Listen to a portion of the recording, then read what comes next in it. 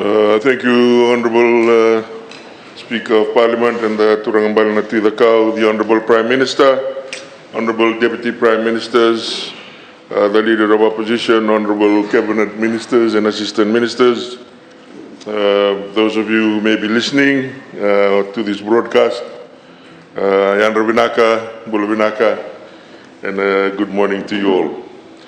Honourable Speaker, sir, I rise in this august house to inform the august house of the implementation of the commitments under the Interim Economic Partnership Agreement, or IEPA. And I assure you, sir, that your coalition government is acutely attuned to our beloved country's trading and market access needs. In this case, we are securing our market access into the European Union. This was the reason we recently sought cabinet endorsement for the implementation of the market access commitment under the Interim Economic Partnership Agreement between the EU and the Pacific states. This decision, sir, reflects Fiji's ongoing commitment to strengthening trade relations with the EU and safeguarding the interests of our key export sectors. Honourable Speaker, sir, the IEPA has a long history, and the previous government will remember this well. The European Union has historically provided unilateral trade preferences to the African, Caribbean and Pacific region, or ACP, under the Lomé Convention since 1975. Due to the pressure from the WTO, or the World Trade Organization, to bring in WTO rules consistent to the preferences that were provided by the EU to the ACP, these were replaced by the Cotonou Agreement with the objective of aligning EU's trade agreements with WTO rules. Thus, the concept of EPAs, or Economic Partnership Agreements, were born. Each of the ACP regions began negotiating EPAs from the year 2000. Formal negotiations between the Pacific and the EU began in 2004. The WTO deadline for the EU and the ACP was 8 years to conclude a WTO-compatible EPA by 2008. None of the ACP regions were able to meet this deadline, including the Pacific. Given that preferences were coming to an end in 2008, those ACP countries with significant export trade to the EU had the option of initialing the interim EPA to maintain their trade preferences. PNG and Fiji chose to take this route in November 2007 to protect sugar and fish exports, respectively.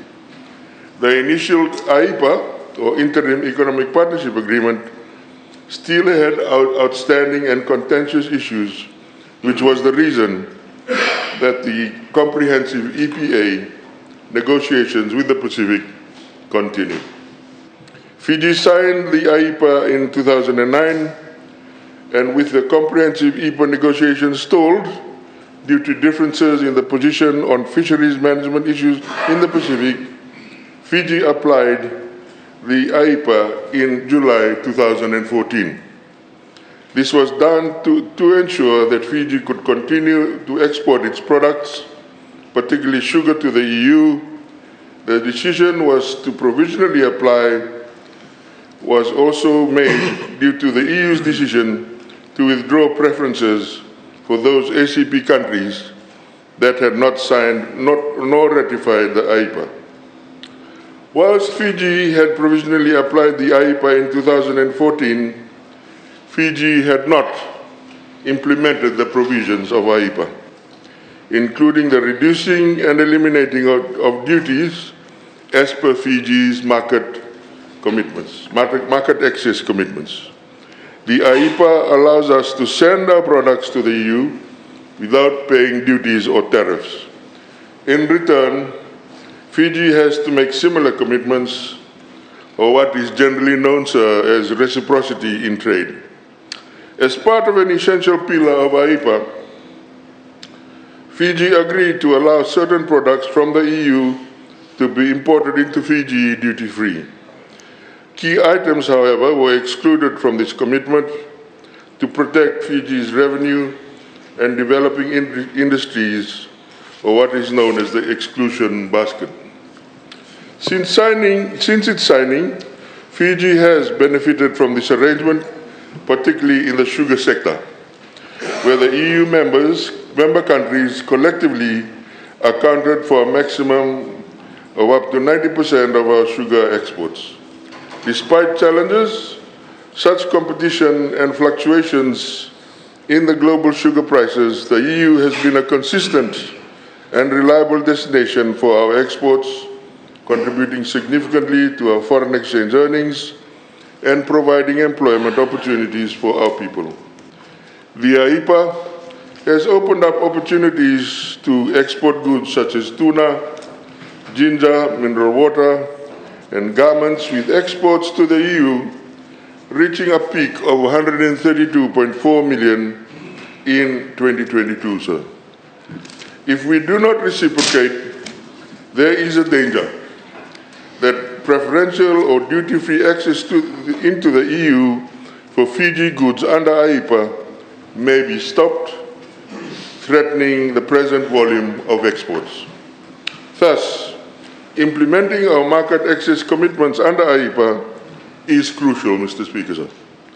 This means Fiji needs to open its markets to goods from the EU under the terms of AIPA. This involves removing tariffs, taxes on imports, on certain products, making it easier for goods from the EU to enter Fiji's markets. Mr. Speaker, sir, to ensure that the tariffs committed for elimination under AIPA are effectively removed, Fiji will take several very important steps. This includes establishing a dedicated team to oversee the implementation of these tariff changes, ensuring that they are correctly applied and efficiently applied. To support this, we will also develop a clear and straightforward set of guidelines that will help customs officials and businesses understand and follow the new rules. Additionally, we will review and, if necessary, update process documents to ensure it aligns with the agreement. We recognize the importance of awareness, which is why we will conduct training sessions and workshops for customs officers, trade officials, and other key stakeholders. These sessions will equip everyone involved with the knowledge and skills needed to implement the tariff removals effectively. To keep businesses and the public informed, we will also provide clear and accessible information through the Ministry's website and with direct engagement with business groups. Honourable Speaker, as we move forward, we will continually monitor the process to ensure that tariff eliminations are having the desired positive impact on our economy. This will allow us to address any challenges that may arise promptly. Finally, we will maintain ongoing communication with the EU to resolve any issues that might come up during the implementation, ensuring this transition is smooth and beneficial for Fiji. Through these steps, we are committed to fulfilling our obligations under the AIPA while supporting the growth and development of our economy. Due to astute negotiations by Fiji's trade team, Fiji's market access commitment has been reduced from 80% to 75% through technical amendments made in the last few years. This translates to removing tariffs on 4,916 individual items for imports originating from the EU. Currently, fiscal duties on 32% of these lines are already at zero. due to MFN, or the more favorable nations level, meaning that Fiji only needs to liberalize the remaining 43%. Implementing reduction in import duties on the remaining 43% is estimated to result in a revenue loss of approximately 737,000 per annum. This estimate is based on the average import duties generated over the past 6 years. Specifically on tariff lines, Fiji has committed for elimination under AIPA. The current benefits, Honourable Speaker, in trade far outweigh any revenue loss that may eventuate from the elimination of tariffs on EU goods.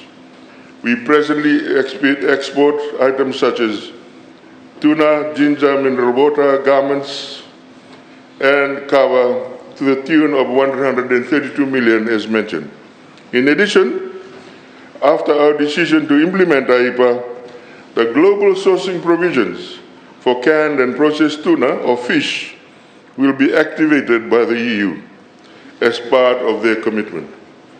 These flexible rules of AIPA will allow Fiji to source fish from approved foreign flag vessels outside of the EEZ, process it onshore, and export it duty-free into the lucrative market of the EU as Fiji fish. Fiji will then enjoy similar success that PNG has experienced by using these global sourcing provisions, Mr. Speaker, sir. This partnership remains vital for Fiji's economic growth and development. It aligns with our broader trade and development objectives, particularly in terms of diversifying our export base and reducing our reliance on a limited number of trading partners. Implementation of AIPA market access commitment marks a significant step forward in strengthening Fiji's trade relations with the EU. By implementing these, Honourable Speaker, Fiji not only safeguards its existing markets access, but also opens up new opportunities for growth, particularly in the fisheries sector through the global sourcing provision. The Ministry remains committed to engaging with the EU to ensure that we continue to benefit from this very important partnership. I thank you, Honourable Speaker, sir.